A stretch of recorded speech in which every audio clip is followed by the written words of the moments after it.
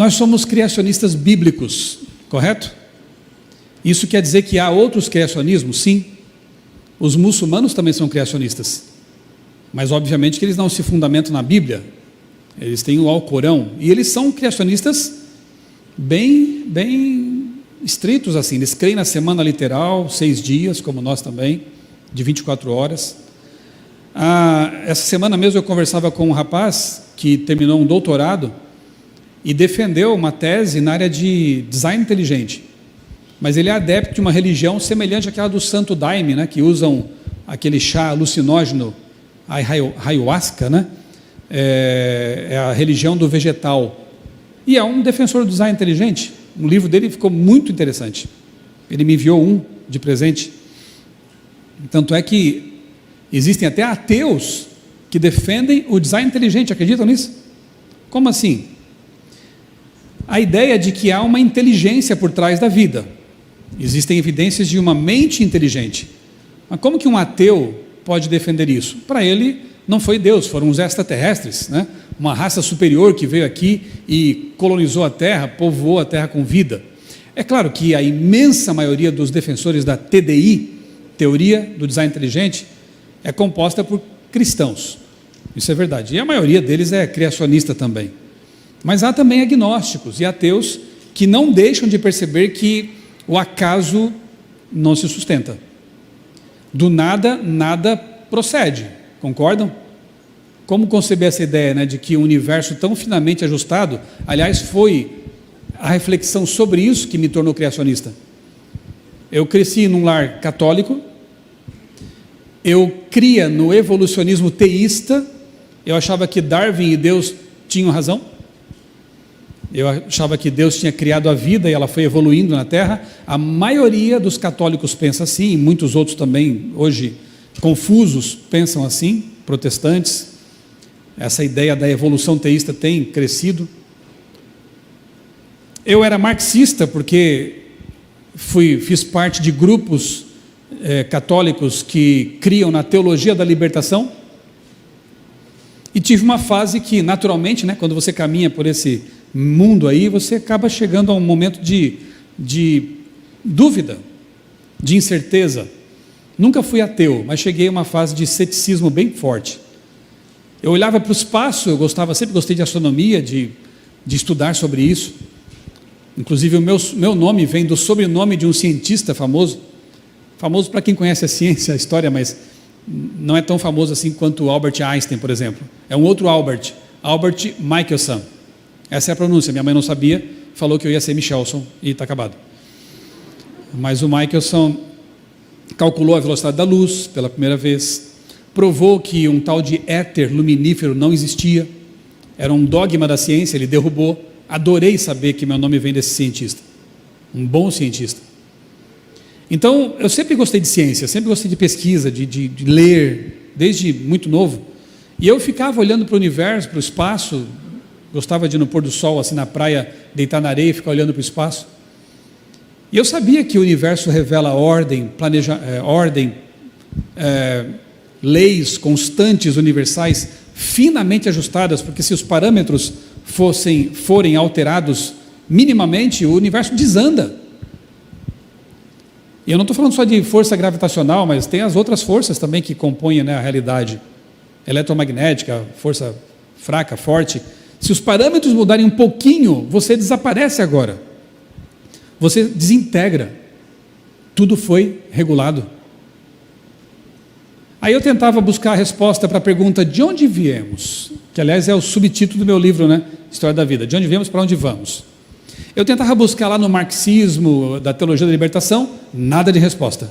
Tentava encontrar essa resposta no darwinismo, nada de resposta. E agora? Para onde eu vou? Como resolver tudo isso? Foi quando eu conheci o criacionismo no ensino médio. E as respostas para mim foram bem satisfatórias. Alguns, né, não vou dizer vários, mas alguns cientistas de renome têm chegado à conclusão de que há um Criador. Um exemplo deles é o Francis Collins, foi diretor do projeto Genoma, 10 anos mapeando o genoma humano, um tremendo cientista. Ele era ateu, terminou a pesquisa ali, ou durante o processo, se convenceu de que Deus deixou digitais no DNA. Hoje ele é um teísta, não é um criacionista, mas crê em Deus, abandonou o ateísmo. Outro bom exemplo, eu tenho o livro dele em casa também, Anthony Flew, é tido como um dos maiores filósofos ateus do século XX, faleceu faz poucos anos, passou boa parte da vida atacando a fé, religião, defendendo o ateísmo, e no fim da vida ele teve a coragem e a honestidade intelectual de escrever um livro com o título, que ficou traduzido assim para o português, Um Ateu Garante, Deus Existe. Um livro muito interessante.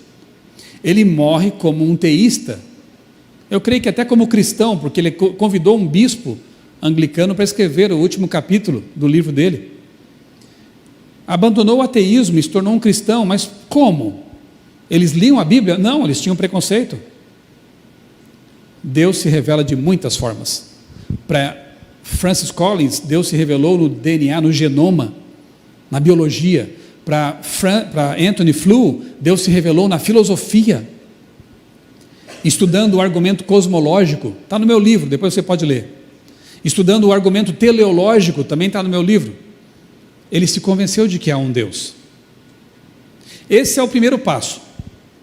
O segundo passo é perguntar: qual Deus? Que Deus? Shiva? Marduk? Baal? ETs? Qual Deus?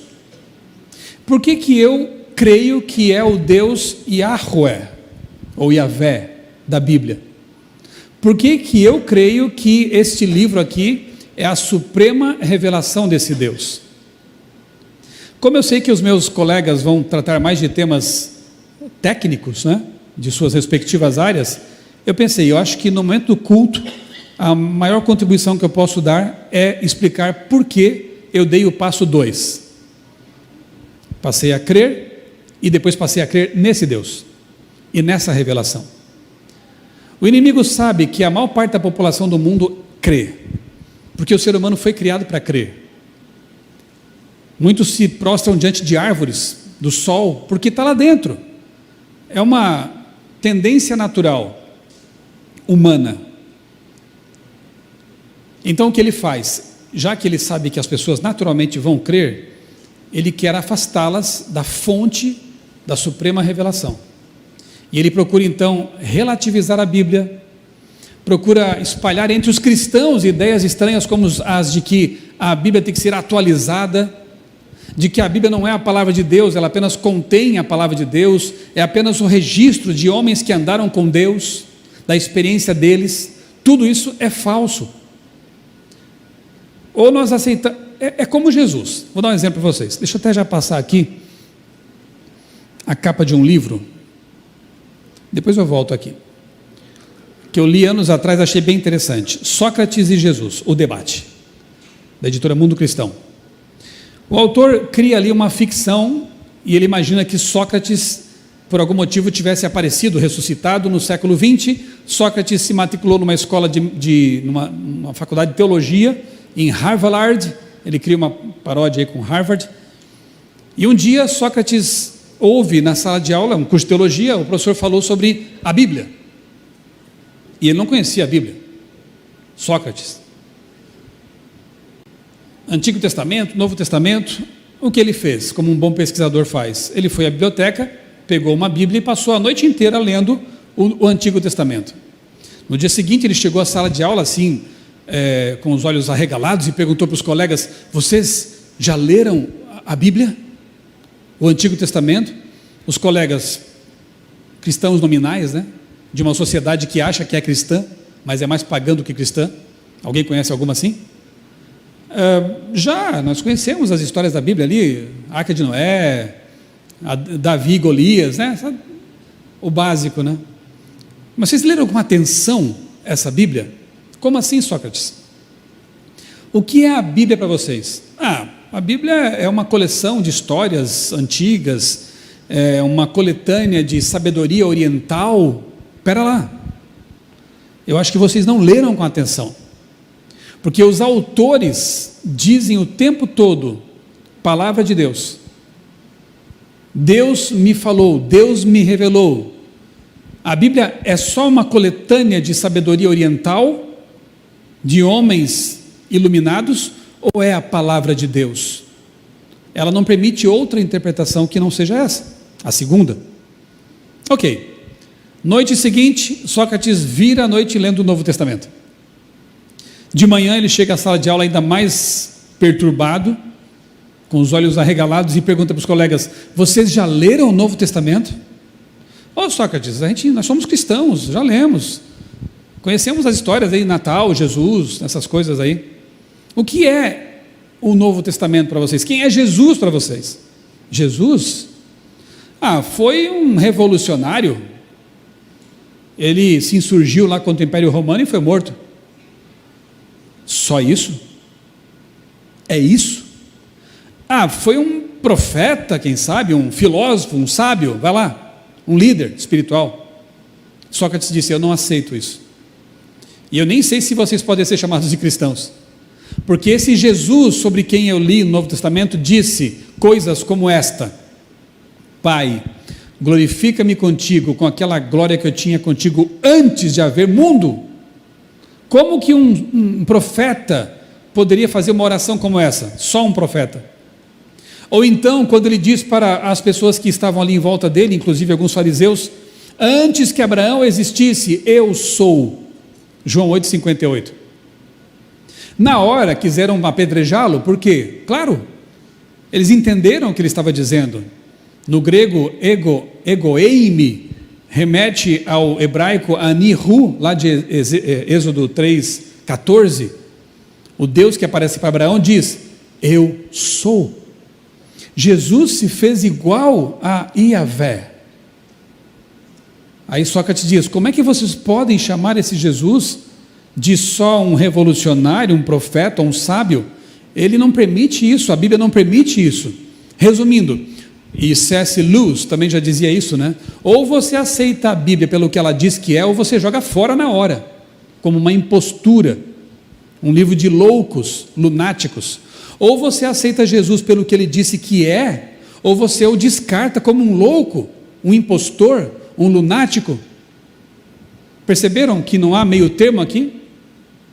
Não dá para aceitar essa conversa mole de que a Bíblia é apenas um livro de cultura, um livro de homens que escreveram sobre a sua experiência em relação a Deus. Não dá, porque eles sempre enfatizaram o fato de que falavam em nome de Deus, de que esta é a palavra de Deus. Não dá para você entender que Jesus é apenas um revolucionário, um filósofo, um sábio, porque o próprio Jesus dizia: eu sou Deus. Portanto, a missão que ele veio desempenhar aqui era muito superior à de um mero agitador político. Ele não morre na cruz como um malfeitor ou como um agitador político, ele morre na cruz como o redentor da humanidade. O Deus pleno que na forma humana veio saldar uma dívida contraída num livro que conta uma história real. Qual livro? Gênesis, capítulo 3. Então, o diabo ou deturpa a nossa visão de Cristo, ou deturpa a nossa visão da Bíblia, ou, se não deu certo uma coisa nem outra, ele vai dizer assim: tá bom, fique com a Bíblia, fique com Jesus, mas Gênesis 1, 2, 3, dilúvio, cobra que fala, um casal pelado no jardim, isso não dá para acreditar, meu amigo. Isso é alegoria, lenda. Está tudo bem para o diabo, já está ganhando com isso. Percebeu? Ou nós aceitamos os relatos que estão aqui como reais, ou criamos grandes problemas para nós mesmos. Se Adão e Eva não existiram, se o relato da queda em Gênesis 3 não é factual, real, histórico, o que dizer de Jesus como o segundo Adão? É assim que Paulo identifica. O que dizer da existência da morte? Porque se a morte não é resultado do pecado de Adão e Eva, Deus criou a morte então como um elemento natural da sua criação? Deus cria esse processo terrível chamado seleção natural para fazer com que a vida chegue aos níveis que conhecemos hoje, a biodiversidade como a conhecemos hoje. Que Deus é esse? Muitas pessoas que param para pensar na incoerência da teoria da evolução teísta, acabam abandonando a fé completamente, porque esse Deus é cruel, esse Deus é incoerente, esse Deus é contraditório. Para que criar vida e morte? Para que? Eu fico muito triste toda vez que eu vejo uma reportagem, por exemplo, no Animal Planet, e vejo lá um leão devorando uma zebra. Isso me entristece, me ofende, me machuca, porque eu não posso conceber que Deus tenha criado esse tipo de coisa. O meu Deus promete que um dia, de novo, o leão vai pastar junto com a ovelha, e eu vou poder brincar com o leão, e talvez com dinossauros também, na nova terra. Esse é o nosso Deus, o Deus do criacionismo bíblico. Mas o diabo tenta criar distorções, contradições, tudo sempre com o objetivo de afastar as pessoas do verdadeiro Deus. Ok, eu quero continuar, né? Isso aqui foi só uma breve introdução, agora começa tudo. Lucas 24, quero convidá-lo a abrir esse texto, Lucas 24, 11 e 12, enquanto você abre, eu já vou contextualizando aqui a coisa. Jesus havia ressuscitado, certo? Mas seus discípulos estavam confusos, não tinham entendido muito bem a missão do Messias, que ele precisava morrer e ressuscitar. Então, ele aparece, vai aparecendo para algumas pessoas e vai clareando o entendimento deles. E a primeira pessoa que foi honrada com essa revelação foi justamente Maria Madalena. Ela e as suas amigas voltam correndo para contar o que tinha acontecido lá no túmulo. Tinham ido cedinho domingo para ungir o corpo de Cristo, mas o corpo não estava mais lá. Estavam os lençóis dobradinhos ali em cima da pedra.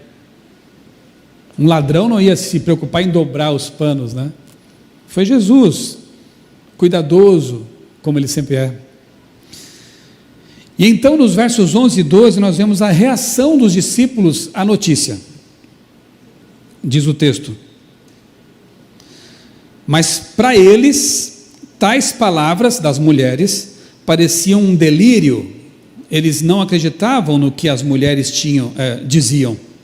Pedro, porém, levantando-se, correu ao túmulo e, abaixando-se, viu somente os lençóis de linho e nada mais, e retirou-se para casa admirado do que tinha acontecido.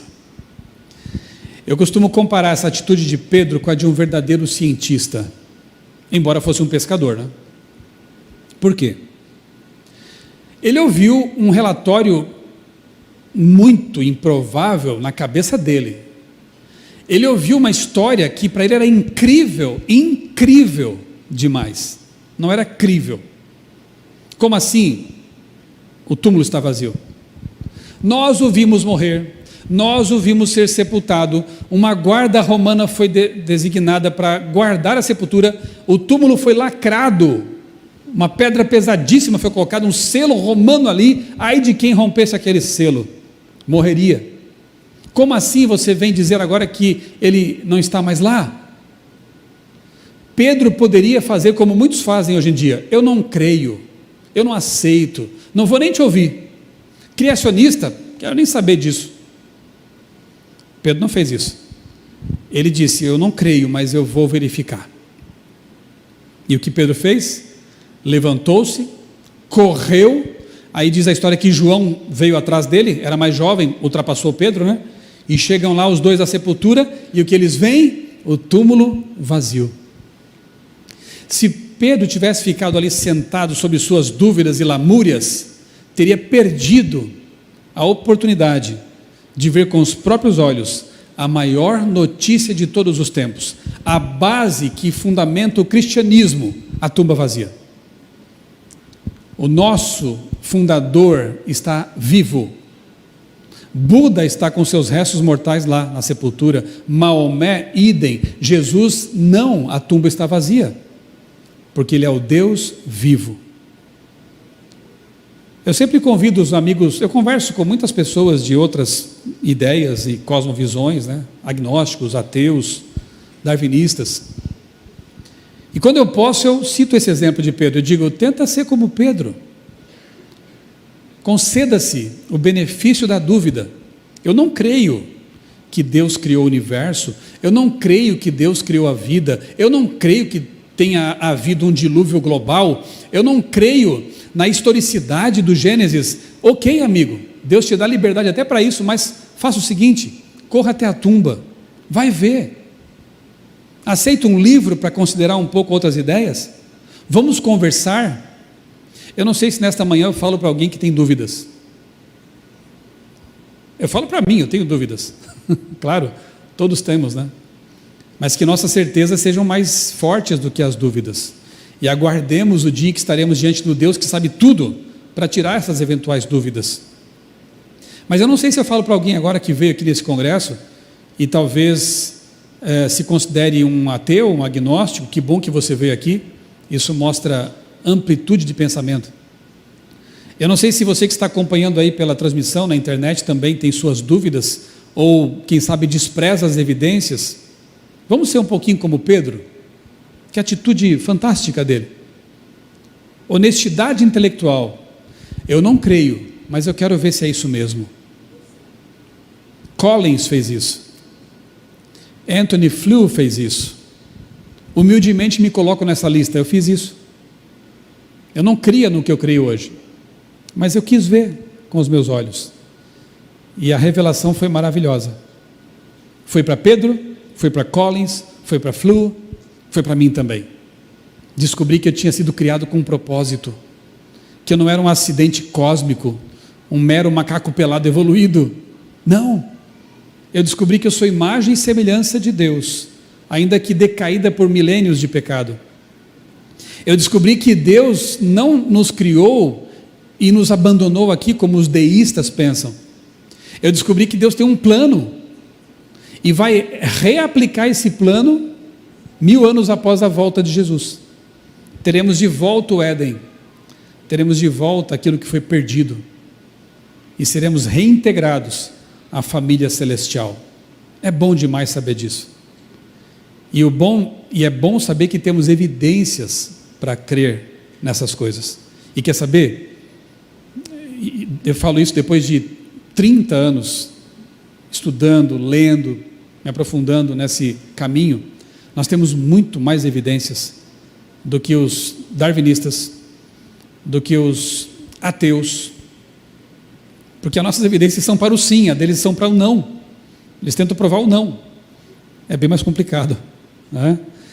Bem, avancemos aqui. Eu gastei um bom tempo aqui nessa introdução, acho que eu tenho que mudar um pouco o que eu ia falar, mas enfim, está tudo certo. Eu creio que o Espírito Santo vai guiando as coisas.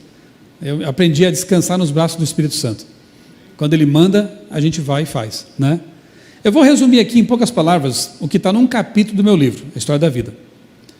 A Bíblia não é um livro de ciências, propriamente dito, né? Mas o interessante é que quando ela fala, ainda que de forma tangencial às vezes, em ciência, ela acerta em cheio. Ela se antecipa àquilo que as pessoas demoraram séculos e séculos para descobrir. Eu vou mencionar poucas coisas aqui para vocês, só para atiçar, quem sabe, a sua curiosidade. Primeira delas, Jó 26, 7. Quem escreveu o livro de Jó? Moisés. Portanto, isso aí é 1500 anos antes de Cristo, ok? 3.500 anos atrás. Jó escreveu o seguinte: Deus é quem sustenta ou suspende a terra sobre o nada. Sobre o nada. Hoje se sabe que no Antigo Egito, eles criam que a terra era plana. Tem gente que de novo voltou a acreditar nessa coisa, né? Criam que a terra era plana, apoiada sobre 5 colunas, ou sobre algumas colunas. Imagine agora Moisés na faculdade, ele estudou na Federal do Egito, né? Na UFE. Moisés lá na faculdade, dizendo para os colegas, caso ele tivesse sabido disso antes de Midian: gente, eu descobri uma coisa fantástica. A terra flutua no nada. Do que será que chamariam Moisés? Colega, você está doido, né? Chamariam Moisés da mesma coisa que chamam alguns de vocês na faculdade. Como é que é? Você crê em Deus? Você é criacionista? Você é doido? Amigo, espera que nada como um dia depois do outro e uma pesquisa após a outra, né? Moisés ia ser chamado de louco, mas ele tinha razão. O Michelson tinha uma ideia de que o éter luminífero não existia. Talvez o tenham chamado de louco, mas ele provou que não existia. Era um dogma científico. Terra suspensa sobre o nada. Levou tempo para descobrir que isso é um fato. Na verdade, tenho certeza. Visualmente foi só quando Yuri Gagarin, aquele cosmonauta russo, foi para a órbita da Terra e lá de cima ele viu e ainda disse: é azul mesmo. Foi a primeira confirmação visual. Demorou, hein? Já estava lá. O fato de que ela flutua pelo espaço. Outro texto interessante, também em Jó 28, 25, ali diz que Deus regula o peso do ar, o peso do vento. De novo, se Moisés falasse para seus colegas: gente, o ar tem peso, eles internariam Moisés numa clínica egípcia lá, porque aparentemente, né, pelo senso comum, não tem peso nenhum. Mas em 1643, Torricelli inventou um instrumentinho chamado barômetro, e ficou provado então sim que há uma pressão, o ar exerce uma pressão sobre nós, que é chamada de pressão atmosférica. Estava na Bíblia o peso do ar.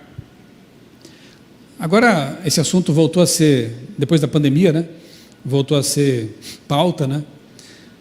Lá em Levítico nós encontramos leis de sanitarismo básico, fantásticas.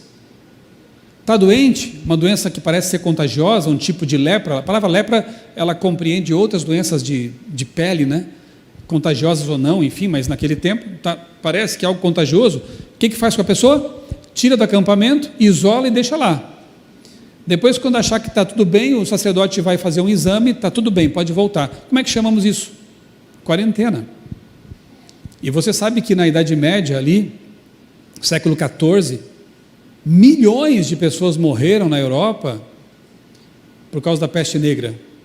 Eles não tinham a mínima compreensão de patógenos e isolamento e sequer lavar as mãos. Não tinha álcool gel nessa época. Muita gente morreu e poderiam ter sobrevivido caso essa regrinha simples, né, do isolamento fosse praticada. Onde Moisés aprendeu essas coisas, hein? Não foi no Egito. Não foi no Egito. A coisa lá era bem mais complicada, né? O ocultismo, magia, não tinha essa questão, relação causa e efeito mais científica como nós a conhecemos. Essa aqui é fantástica, né? Gênesis 17. Deus fala assim para Abraão: Abraão, eu quero estabelecer um pacto entre mim e o meu povo. E esse pacto, ele vai ter como um símbolo a circuncisão. Então, no 8º dia, vocês circuncidarão os meninos. Tá certo?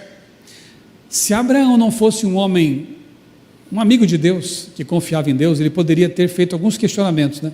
Senhor, mas por que 8º dia? Não pode ser quando já nasceu ali, já chorou, já faz aquela cirurgia sem anestesia, né? A faca era talvez uma pedra afiada, alguma coisa assim. Nasceu, já faz ali o procedimento e está tudo certo. Esperar 8 dias, Senhor. Mas Abraão não perguntou nada. Ele fez. Mais uma vez eu quero dizer isso. Como contrasta essa atitude dos patriarcas, dos servos de Deus? Por exemplo, a leitura de hoje do Revivados por sua palavra. Eu acho que umas 3 vezes é dito assim: Arão e Moisés fizeram como o Senhor ordenara. Espera aí, pegar um cajado, bater na água, para ela virar sangue, não dá, Senhor. Não tem como. Deus mandou, Arão e Moisés foram e fizeram aquilo. Pega um punhado de cinzas, joga para o ar, você vai ver o que vai acontecer. Senhor, por favor, né? Arão e Moisés foram e fizeram. Hoje, pretensos cristãos dizem assim: Paulo falou tal coisa sobre o casamento aqui, né? Mas não é bem assim. Não é bem assim. Temos que atualizar. Deus fala que o sábado é o dia de repouso, o memorial da criação. Não é bem assim. Pode ser outro dia. Escolha o que é mais apropriado para você. O Que postura totalmente diferente, né? Dos servos de Deus. Deus falou que sexo antes do casamento não é legal. Na verdade é pecado. Nossa cultura mudou. Não é bem assim. Tem que fazer test drive para ver se dá certo.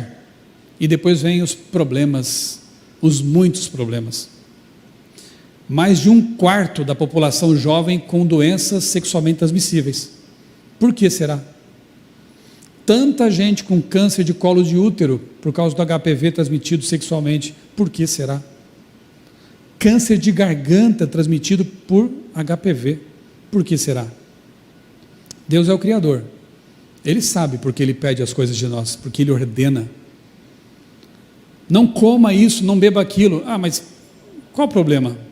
Fique à vontade, você é livre, mas Deus sabe por quê. 8º dia, Senhor, tá bom. Eu obedeço, eu confio. Séculos e séculos depois, o que foi descoberto? Entre o 2º e 5º dias de vida ali de um bebezinho, uma substância chamada protrombina, que participa no processo de coagulação, ela está em níveis baixos na circulação. Portanto, uma cirurgia, hoje nós temos recursos da medicina que contornam isso, mas naquele tempo não. Uma cirurgia feita entre esses dias aí, até o 5º, 6º, 7º dia, seria muito perigosa. No 8º dia, a protrombina se eleva a 110% na circulação. E depois ela estabiliza em 100% para o resto da vida. Gente, pensa um pouco. Deus sabe ou não sabe o que diz? Ele criou a protrombina. No meu livro eu tenho todas as referências ali, artigos que falam sobre isso. Gente, se Abraão tivesse perguntado, seria um problema. Deus teria que dizer assim, tá bom, vamos lá. Abraão, na sua circulação sanguínea, ele já ia começar dizendo o quê? Circulação o quê? Eu não sabia o que era isso.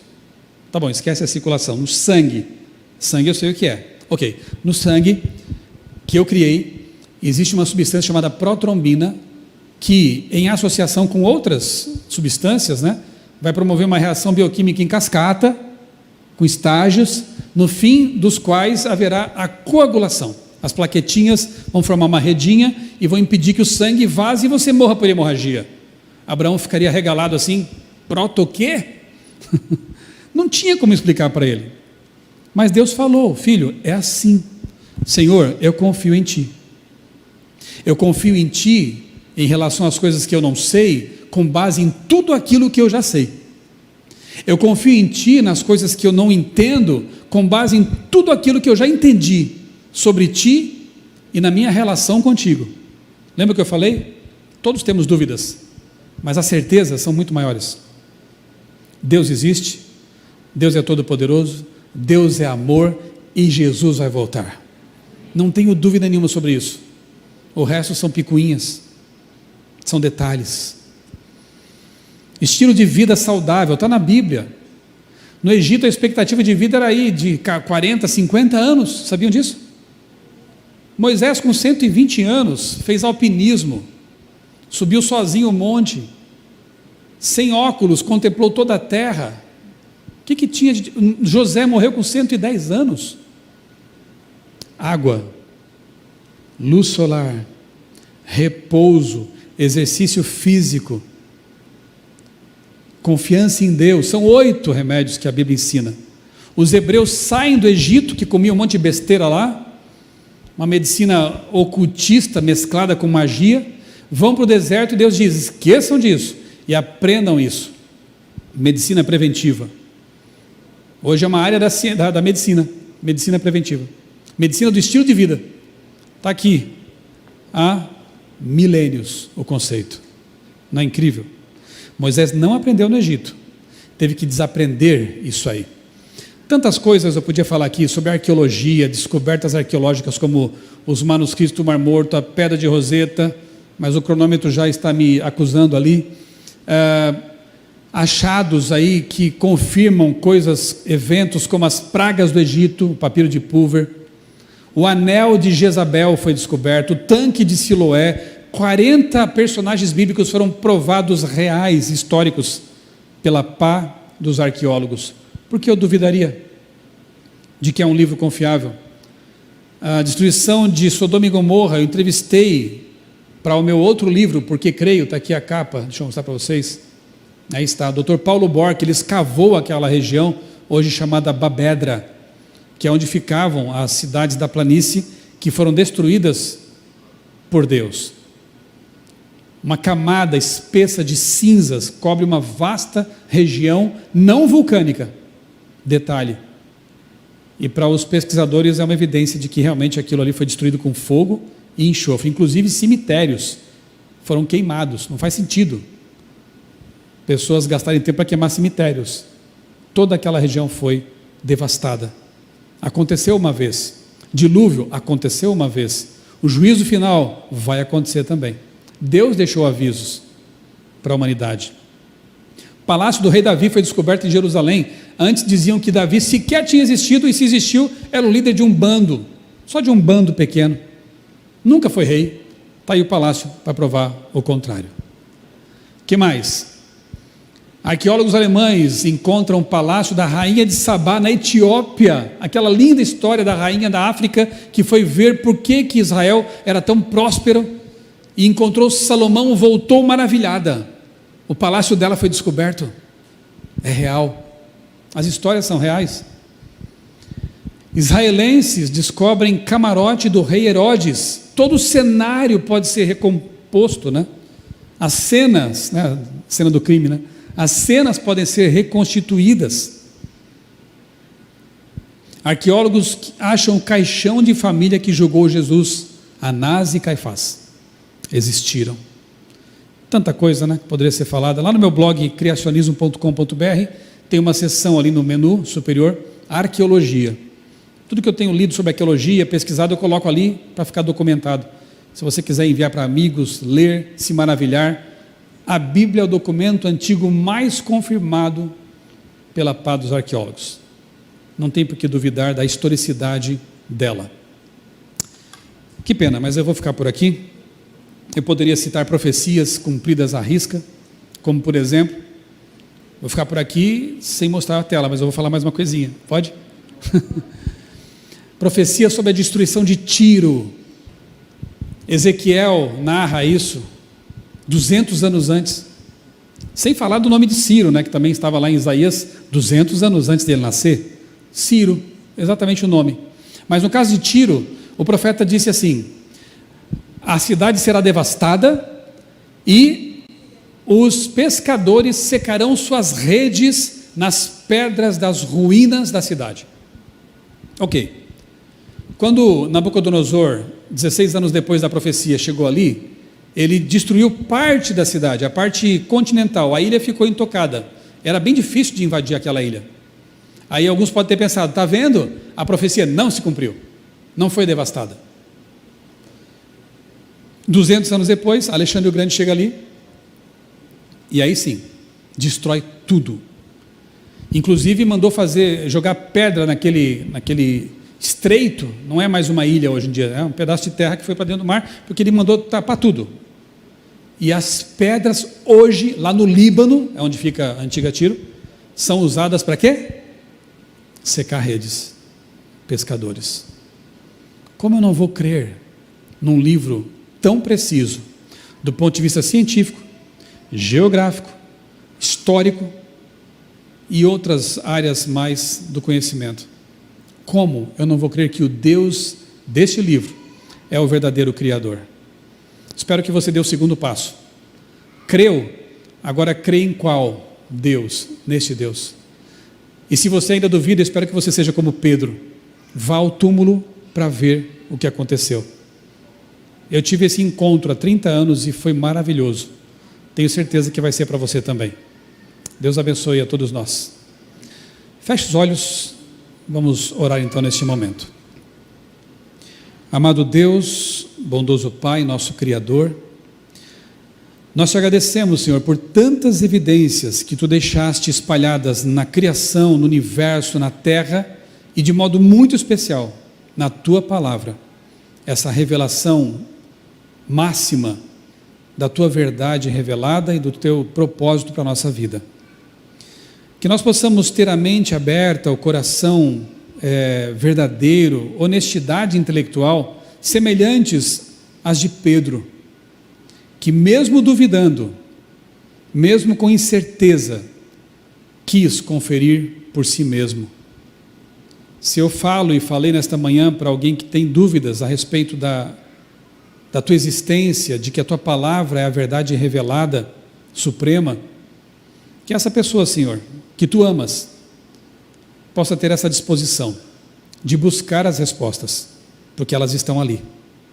Obrigado por tudo, Senhor, e que em breve possamos estar contigo para sempre. Nós oramos e agradecemos em nome de Jesus. Amém.